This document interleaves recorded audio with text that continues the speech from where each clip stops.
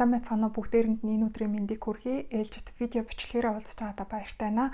Өнөөдрийнхөө видео бичлэгээр би та бүхэндээ хүмүүсийг хөгжид дэвшиж дараагийн шат руу гарахад саад болж идэг нэг юм 3 блок байдаг. Тэгээд энэ 3 блокийг тайлбарлах юм бол хүн өөрөө ая зөнгөөрөө маш гоё юм амьдралыг бүтээдэг.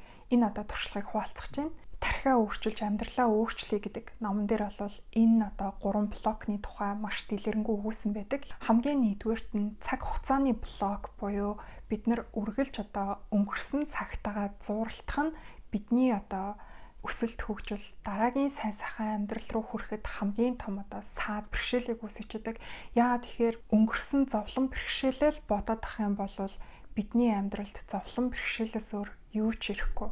Тийм болохоор аль болох өнгөрснөө тавьж явуулаад ирээдүйн сайн сайхан дээр анхаарлаа төвлөрүүлж тэр зүйлийн талаар хэрвээ та бодох юм бол илүү гоё шин санаа, урам зориг, ирээдүйд хийх гайхалтай зүйлсийн санаанууд танд шинээр төрөх болно. Хоёрдугаарт нь орчин тойрны блок. Өөрөөр хэлэх юм бол өдөр тутам өөрийнхөө нүдэнд харагдаж байгаа одоо өөртөө юу байна вэ гэдэг дээр өөрийгөө үргэлж хязгаарлах гэсэн үг. Жишээлбэл ямарваа нэгэн одоо бизнес ч юм уу шин санаа хэрэгжүүлэх болоход надаа мөнгө авахгүй юм чин дээ.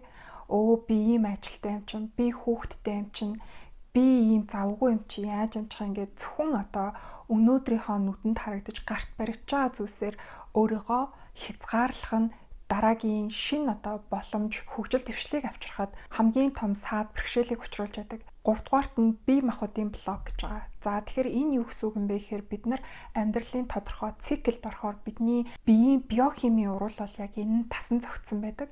Жишээлбэл бид нар үргэлж өнгөрсөн цагаа бодоод хямраадах юм бол ерөөхдөө бидний бие организм бодож шаналдаг тэр биохимийн урвал тасан зогтсон гэсэн үг.